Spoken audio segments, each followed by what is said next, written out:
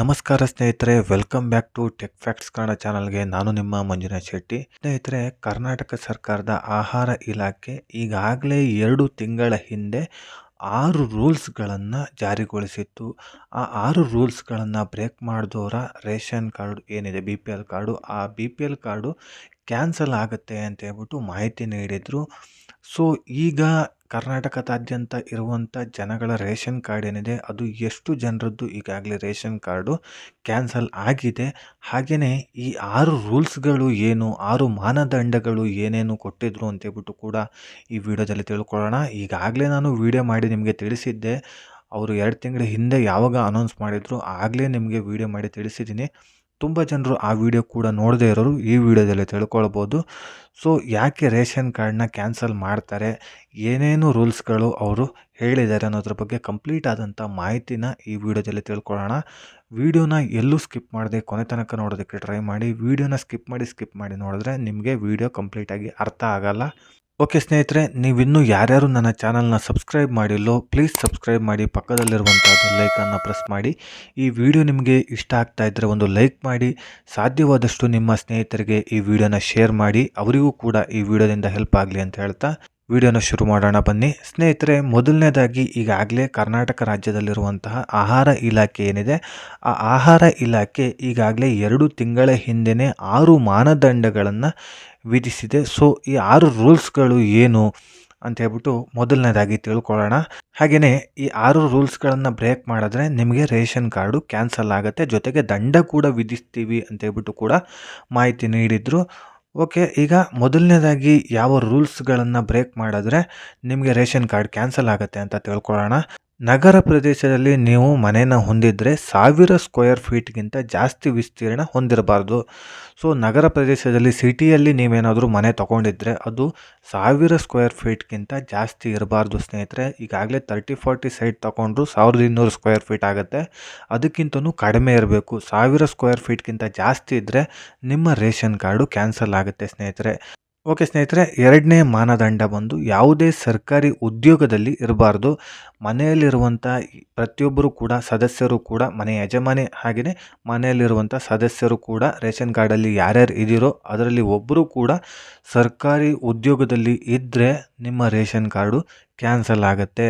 Okay, ಅದಕ್ಕಿಂತ ಮುಂಚೆ ಏನು ಹೇಳಿದೆ, 1000 ಸ್ಕ್ವೇರ್ ಫೀಟ್ಗಿಂತ ಜಾಸ್ತಿ ವಿಸ್ತೀರ್ಣ ಹೊಂದಿರುವಂಥ ಜಾಗ ನಿಮ್ಮದು ಆಗಿದ್ದರೆ ನಗರ ಪ್ರದೇಶದಲ್ಲಿ, ಅವರಿಗೂ ಕೂಡ ಮನೆಯಲ್ಲಿರುವಂಥ ಯಾರೋ ಒಬ್ಬರು ಸದಸ್ಯರು ತಗೊಂಡಿದ್ದರೂ ಕೂಡ ಅವ್ರದ್ದು ರೇಷನ್ ಕಾರ್ಡು ಕ್ಯಾನ್ಸಲ್ ಆಗುತ್ತೆ ಸ್ನೇಹಿತರೆ. ಹಾಗೆಯೇ 3ನೇ ಮಾನದಂಡ ಬಂದು GST ಫೈಲ್ ಅಥವಾ IT ಫೈಲ್ನ ನೀವು ಮಾಡ್ತಾ ಇದ್ದರೆ, GST ರಿಟರ್ನ್ಸ್ ನೀವು ಕೊಡ್ತಾ ಇದ್ದರೆ ಅಥವಾ IT ರಿಟರ್ನ್ಸ್ನ ನೀವು ಕೊಡ್ತಾ ಇದ್ದರೆ ಸರ್ಕಾರಕ್ಕೆ, ಯಾವುದೇ ರೀತಿಯಾದ ಟ್ಯಾಕ್ಸನ್ನು ನೀವು ಪೇ ಮಾಡ್ತಾ ಇದ್ದರೆ ನಿಮ್ಮ ರೇಷನ್ ಕಾರ್ಡು ಕ್ಯಾನ್ಸಲ್ ಆಗುತ್ತೆ ಸ್ನೇಹಿತರೆ. ಮನೆಯ ಯಜಮಾನಿ ಆಗಿರ್ಬೋದು, ಜೊತೆಗೆ ಮನೆಯ ಸದಸ್ಯರಾಗಿರ್ಬೋದು, ಯಾರು ಒಬ್ಬರು ಮಾಡ್ತಾಯಿದ್ರು ಈ ಕೆಲಸ, ಅವರ ರೇಷನ್ ಕಾರ್ಡು ಕ್ಯಾನ್ಸಲ್ ಆಗುತ್ತೆ ಅಂತ ಹೇಳ್ಬಿಟ್ಟು ಮಾಹಿತಿ ಬರ್ತಾ ಇರೋದು. ಸೊ ಹಾಗೆಯೇ 4ನೇ ಮಾನದಂಡ ಬಂದು ನಿಮ್ಮ 1 ವರ್ಷದ ಇನ್ಕಮ್ ಬಂದು 1,20,000 ಕ್ರಾಸ್ ಆಗಬಾರ್ದು. 1 ವರ್ಷದ ಇನ್ಕಮ್ಮು, ಆ್ಯನ್ಯುವಲ್ ಇನ್ಕಮ್ಮು 1,20,000ಕ್ಕಿಂತ ಒಳಗಡೆನೇ ಇರಬೇಕು. ಅದನ್ನು ಮೀರಿ ನಿಮ್ಮ ಇನ್ಕಮ್ ಜಾಸ್ತಿ ಇದ್ದರೆ ನಿಮ್ಮ ರೇಷನ್ ಕಾರ್ಡು ಕ್ಯಾನ್ಸಲ್ ಆಗುತ್ತೆ ಸ್ನೇಹಿತರೆ. ನೀವು ರೇಷನ್ ಕಾರ್ಡ್ ಮಾಡಿಸ್ಬೇಕಂತ ಹೇಳಿದ್ರೆ ಇನ್ಕಮ್ ಸರ್ಟಿಫಿಕೇಟ್ ಕೊಡಲೇಬೇಕು. ಇನ್ಕಮ್ ಸರ್ಟಿಫಿಕೇಟಲ್ಲೇ ಮೆನ್ಷನ್ ಆಗಿರುತ್ತೆ ನಿಮ್ಮ 1 ವರ್ಷದ ಇನ್ಕಮ್ ಎಷ್ಟಿರುತ್ತೆ ಅಂತ ಹೇಳ್ಬಿಟ್ಟು. ಸೊ ಅದರಲ್ಲೇ ನೀವು 1,20,000 ಕ್ರಾಸ್ ಆಗಬಾರ್ದು ಅಂತ ಹೇಳ್ಬಿಟ್ಟೆ ಇರುತ್ತೆ. 1,20,000ಕ್ಕಿಂತ ಕಡಿಮೆ ಇದೆ ನಮ್ಮ ಇನ್ಕಮ್ ಅಂತಲೇ ತೋರಿಸಿರ್ತೀರ. ಸೊ ಈಗಾಗಲೇ 1,20,000ಕ್ಕಿಂತ ಜಾಸ್ತಿ ಇರುವಂಥ ಇನ್ಕಮ್ಮೇ ಎಲ್ಲರದ್ದು ಇರೋದು. ಆಲ್ಮೋಸ್ಟ್ ಆಲ್ 2 ಲಕ್ಷ ಚಿಲ್ಲರೆನೇ ಇರುತ್ತೆ ಒಂದು ವರ್ಷಕ್ಕೆ ಪೇಮೆಂಟೇ ಪ್ರತಿಯೊಬ್ಬರದ್ದು ಕೂಡ ಇದ್ದೇ ಇರುತ್ತೆ ಇವಾಗಿನ ಸ್ಯಾಲ್ರಿ ಲೆಕ್ಕಾಚಾರದಲ್ಲಿ. ಆದರೆ ಸರ್ಕಾರ ಇದನ್ನು ಜಾಸ್ತಿ ಮಾಡಬೇಕಾಗಿತ್ತು. 1,20,000 ಅಂತ ಹೇಳ್ಬಿಟ್ಟು ಏನು ಕಡಿಮೆ ಮಾಡಿ ಇಟ್ಟಿದೆಯೋ ಅದು ಜಾಸ್ತಿ ಇರಬೇಕಾಗಿತ್ತು. ಒಂದು 2 ಲಕ್ಷ ಚಿಲ್ಲರೆನೋ ಈ ರೀತಿಯಾಗಿ, ಅಥವಾ 2.5 ಲಕ್ಷನೋ ವರ್ಷದ ಇನ್ಕಮ್ ಬಂದು ಅಷ್ಟರ ಒಳಗಡೆನೇ ಇರಬೇಕು ಅಂತೇಳ್ಬಿಟ್ಟು. ತೀರಾ ಬಡ ಕುಟುಂಬ ಆದರೂ ಕೂಡ 1,20,000 ಕ್ರಾಸ್ ಆಗೇ ಆಗುತ್ತೆ. ಇವಾಗಿನ ಕಾಲದಲ್ಲಿ ಎಲ್ಲದೂ ಪೇಮೆಂಟ್ ಕೂಡ ಜಾಸ್ತಿ ಆಗಿದೆ. ಸೊ ಹಾಗಾಗಿ ಓಕೆ, ನೆಕ್ಸ್ಟು ಮಾನದಂಡಕ್ಕೆ ಬಂದರೆ, ನಿಮ್ಮ ಮನೆಯಲ್ಲಿ ಯಾವುದೇ ರೀತಿಯಾದಂಥ ವೈಟ್ ಬೋರ್ಡ್ ಕಾರ್ ಇದ್ದರೆ ನಿಮ್ಮ ರೇಷನ್ ಕಾರ್ಡ್ ಕ್ಯಾನ್ಸಲ್ ಆಗುತ್ತೆ ಸ್ನೇಹಿತರೆ. ಈಗಾಗಲೇ ನೀವು ಯಾವುದೇ ಒಂದು ಕಾರನ್ನು ತೊಗೊಂಡಿರ್ಬೋದು, ಒಂದು ಆಲ್ಟೋ ಕಾರ್ ಆಗಿರ್ಬೋದು ಅಥವಾ 800 ಕಾರ್ ಆಗಿರ್ಬೋದು, ಇದೆಲ್ಲ 20-30 ಸಾವಿರಕ್ಕೂ ಸೆಕೆಂಡ್ ಹ್ಯಾಂಡಲ್ಲಿ ಸಿಗುತ್ತೆ ನಿಮಗೆ ಹಳೆ ಮಾಡೆಲ್ಗಳು. ಆದರೆ 20-30 ಏನು ದೊಡ್ಡ ಅಮೌಂಟಲ್ಲ, 50,000ಕ್ಕೆಲ್ಲದು ಸಿಗುತ್ತೆ ಕೂಡ. ಹೊಸ ಕಾರೇ ತೊಗೊಳ್ಬೇಕಂತ ಇಲ್ಲ. ಆದರೆ ವೈಟ್ ಬೋರ್ಡ್ ಕಾರು ನಿಮ್ಮ ಮನೇಲಿದೆ ಅಂತ ಹೇಳ್ಬಿಟ್ಟು ಏನಾದರೂ ಗೊತ್ತಾಯ್ತು ಅಂತ ಹೇಳಿದ್ರೆ ನಿಮ್ಮ ರೇಷನ್ ಕಾರ್ಡು ಕ್ಯಾನ್ಸಲ್ ಆಗುತ್ತೆ. ಈಗಾಗಲೇ ನಿಮ್ಮ ಆಧಾರ್ ಕಾರ್ಡ್ ಕೂಡ ಎಲ್ಲದಕ್ಕೂ ಲಿಂಕ್ ಆಗಿರೋದ್ರಿಂದ ನಿಮ್ಮ ಮನೆಗೆ ಬಂದೇ ವೆರಿಫಿಕೇಷನ್ ಮಾಡಬೇಕನ್ನೋದಿಲ್ಲ. ನಿಮ್ಮ RC ಕಾರ್ಡ್ ಏನು ರಿಜಿಸ್ಟರ್ ಮಾಡ್ತೀರ ಆ ಟೈಮಲ್ಲಿ ಅದು ಅಪ್ಡೇಟ್ ಆಗಿರುತ್ತೆ. ನಿಮ್ಮ ರೇಷನ್ ಕಾರ್ಡಿಗೆ ಆಧಾರ್ ಕಾರ್ಡ್ ಲಿಂಕ್ ಆಗಿರುತ್ತೆ. ಆಧಾರ್ ಕಾರ್ಡ್ ಕೂಡ ನಿಮ್ಮ RC ಕಾರ್ಡಿಗೆ ಲಿಂಕ್ ಆಗುತ್ತಲ್ವ, ಆವಾಗ ಎಲ್ಲದೂ ಕೂಡ ಗೌರ್ಮೆಂಟ್ಗೆ ಅಪ್ಡೇಟ್ ಆಗುತ್ತೆ. ಹಾಗೆಯೇ ಯೆಲ್ಲೋ ಬೋರ್ಡ್ ಕಾರ್ ಯಾರ್ಯಾರ್ದಿದೆಯೋ ಅವರಿಗೆ ರೇಷನ್ ಕಾರ್ಡ್ ಕ್ಯಾನ್ಸಲ್ ಆಗೋದಿಲ್ಲ. ಯಾಕಂತ ಹೇಳಿದ್ರೆ ಇವರು ಟ್ಯಾಕ್ಸಿ ಡ್ರೈವರ್ಸು, ಹಾಗೆಯೇ ಇವರು ಉದ್ಯೋಗಕ್ಕಾಗಿ ಈ ಗಾಡಿನ ತೊಗೊಂಡಿರೋದು, ಇವರ ಪರ್ಸ್ನಲ್ ಯೂಸಿಗೆ ಅಲ್ಲ. ಇವ್ರ ಹತ್ರ ಇನ್ಕಮ್ ಜಾಸ್ತಿ ಇಲ್ಲ. ಇವರು ಉದ್ಯೋಗಕ್ಕೆ ಅಂತ ಹೇಳ್ಬಿಟ್ಟು ಯಾವುದೋ ಒಂದು ಬಿಸ್ನೆಸ್ ನಾನು ಮಾಡ್ತೀನಿ ಅಂತ ಹೇಳಿದ್ರೆ ಒಂದಿಷ್ಟು ಲಕ್ಷನ ಇನ್ವೆಸ್ಟ್ ಮಾಡಿ ಆ ಬಿಸ್ನೆಸ್ಸಲ್ಲಿ ನಾನು ಆ ಇನ್ಕಮ್ನ ತೆಗಿಬೇಕಾಗುತ್ತೆ. ಸೊ ಅದೇ ರೀತಿಯಾದ ಇದು ಒಂದು ಬಿಸ್ನೆಸ್ ಕೂಡ.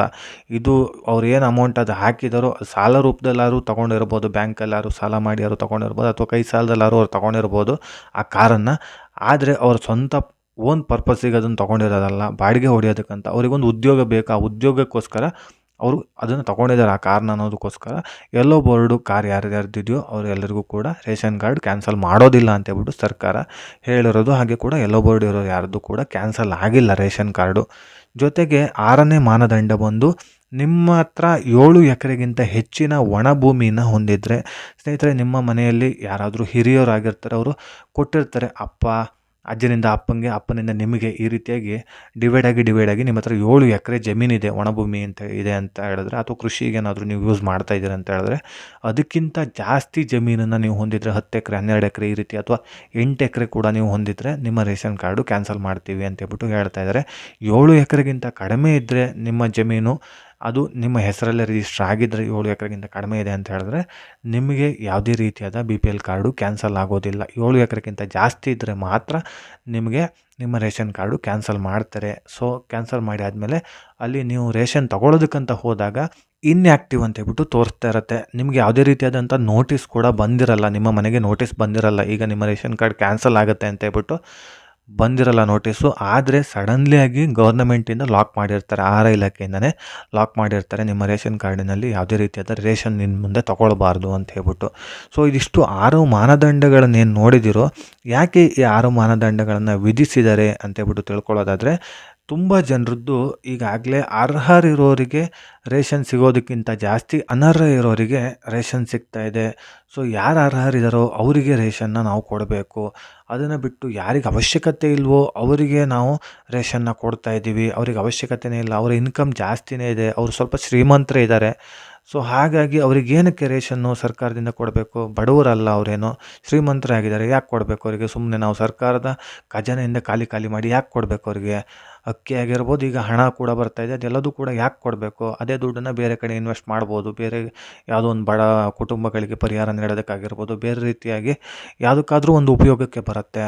ಶ್ರೀಮಂತರು ಇರೋದಕ್ಕೆ ಕೊಟ್ಟರೆ ಏನು ಯೂಸ್ ಇದೆ ಅನ್ನೋ ಕಾರಣಕ್ಕೆ ಫಿಲ್ಟ್ರ್ ಮಾಡ್ತಾಯಿದ್ದಾರೆ. ಈ ರೀತಿ ಫಿಲ್ಟ್ರ್ ಮಾಡಿರುವಂಥ BPL ಕಾರ್ಡ್ ಏನಿದೆ ಅದು ಎಷ್ಟು ಜನರದ್ದು ಈಗಾಗಲೇ ಕ್ಯಾನ್ಸಲ್ ಆಗಿದೆ ಅಂತ ತಿಳ್ಕೊಳ್ಳೋದಾದರೆ ಸ್ನೇಹಿತರೆ, ಈಗಾಗಲೇ 35 ಲಕ್ಷ BPL ಕಾರ್ಡು ಕ್ಯಾನ್ಸಲ್ ಆಗಿದೆ ಅಂತೇಳ್ಬಿಟ್ಟು ಮಾಹಿತಿ ಬರ್ತಾ ಇದೆ. ಈಗಾಗಲೇ 35 ಲಕ್ಷ BPL ಕಾರ್ಡು ಕ್ಯಾನ್ಸಲ್ ಆಗಿದೆ ಅಂತ ಹೇಳಿದ್ರೆ ಏನು ಸಣ್ಣ ಲೆಕ್ಕಾಚಾರ ಅಲ್ಲ ಇದು. 35 ಲಕ್ಷ ಕಾರ್ಡ್ಗಳು ಕ್ಯಾನ್ಸಲ್ ಆಗಿದೆ.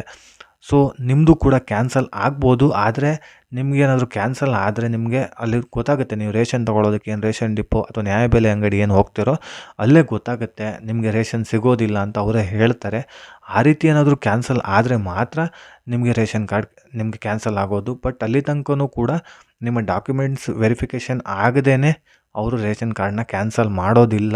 ಈ 6 ರೂಲ್ಸ್ಗಳೇನೇನಿದೆ ಅದು ಯಾವುದು ಬ್ರೇಕ್ ಮಾಡಿಲ್ಲ ನೀವು ಅಂತ ಹೇಳಿದ್ರೆ ನಿಮ್ಮ ರೇಷನ್ ಕಾರ್ಡ್ ಕ್ಯಾನ್ಸಲ್ ಆಗೋದಿಲ್ಲ ಸ್ನೇಹಿತರೆ. ಹಾಗೆಯೇ ತುಂಬ ಜನರಿಗೆ ಕೂಡ ದಂಡ ಕೂಡ ವಿಧಿಸಿದ್ದಾರೆ. ನೀವೀಗ ಹೊಸ ರೇಷನ್ ಕಾರ್ಡೆಲ್ಲ ಮಾಡಿಸಿರ್ತೀರಲ್ಲ 1 ವರ್ಷ 2 ವರ್ಷದೊಳಗಡೆ, ಸೊ ಅವರೆಲ್ಲರಿಗೂ ಕೂಡ ತುಂಬ ಜನರಿಗೆ ಈಗಾಗಲೇ ದಂಡನ ವಿಧಿಸಿದ್ದಾರೆ. ಯಾಕಂತ ಹೇಳಿದ್ರೆ ನಿಮಗೆ ಈ ರೂಲ್ಸ್ಗಳೆಲ್ಲ ಗೊತ್ತಿದ್ರೂ ಕೂಡ ಫೇಕ್ ಡಾಕ್ಯುಮೆಂಟ್ಸನ್ನು ಕ್ರಿಯೇಟ್ ಮಾಡಿ ಯಾಕೆ ಕೊಟ್ಟಿದ್ದೀರಾ, ಕೊಟ್ಬಿಟ್ಟು ಇಲ್ಲಿ ನಮ್ಮ ಸರ್ಕಾರದಿಂದ ಏನು BPL ಕಾರ್ಡ್ ಎಡಿಗಡೆ ಏನು ನೀವು ತೊಗೊಳ್ಬೇಕೋ ಅನುಕೂಲ ಆಗುವಂಥ ಪ್ರತಿಯೊಂದನ್ನು ಕೂಡ ನೀವು ಯೂಸ್ ಮಾಡ್ಕೊತಾ ಇದ್ದೀರಾ. ಹಾಸ್ಪಿಟ್ಲಿಗೆ ಆಗಿರ್ಬೋದು ಅಥವಾ ಬೇರೆ ಕಡೆ ಏನಕ್ಕಾದರೂ ಯೂಸ್ ಆಗಿರ್ಬೋದು. ಬಿ ಪಿ ಎಲ್ ಕಾರ್ಡನ್ನು ಯೂಸ್ ಮಾಡ್ಕೊಂಡಿರ್ತೀರಿ. ಬಿ ಪಿ ಎಲ್ ಕಾರ್ಡ್ ಇದ್ದರೆ ಇಂತಿಷ್ಟು % ಡಿಸ್ಕೌಂಟ್ ಅಂತ ಇರುತ್ತೆ.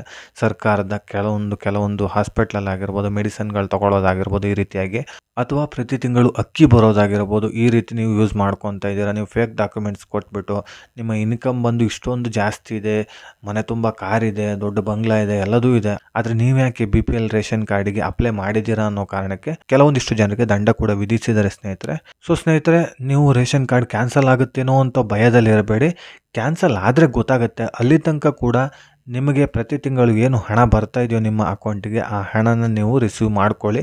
ಹಾಗೆಯೇ ನಿಮಗೇನು ಪ್ರತಿ ತಿಂಗಳು ಅಕ್ಕಿ ಸಿಗುತ್ತೋ ನ್ಯಾಯಬೆಲೆ ಅಂಗಡಿಯಲ್ಲಿ, ಆ ನ್ಯಾಯಬೆಲೆ ಅಂಗಡಿಯಲ್ಲಿ ಕೊಡುವಂಥ ಅಕ್ಕಿ ಕೂಡ ನೀವು ತೊಗೊಳ್ಬೋದು. ಸೊ ರೇಷನ್ ಕಾರ್ಡ್ ಕ್ಯಾನ್ಸಲ್ ಆಗುತ್ತೇನೋ, ಇದರಲ್ಲಿ ಯಾವುದೋ ಒಂದು ನಮ್ಮದು ಜಾಸ್ತಿ ಇದೆಯೇನೋ, ರೂಲ್ಸ್ ಬ್ರೇಕ್ ಆಗಿದೆಯೇನೋ ಅಂದ್ಕೊಂಡು ಸುಮ್ಮನೆ ಇರೋದಕ್ಕೆ ಹೋಗಬೇಡಿ, ಭಯ ಪಡೋದಕ್ಕೆ ಹೋಗಬೇಡಿ. ನಿಮಗೇನು ಇಷ್ಟರ ಒಳಗಡೆ ತೊಗೊಳ್ತಾ ಇದ್ದೀರೋ ಅದೇ ರೀತಿಯಾಗಿ ನೀವು ಕಂಟಿನ್ಯೂ ಆಗಿ ತೊಗೊಳ್ಳಿ. ರೇಷನ್ ಕಾರ್ಡ್ ಇನ್ಆ್ಯಕ್ಟಿವ್ ಆದರೆ ನಿಮಗೆ ಗೊತ್ತಾಗುತ್ತೆ.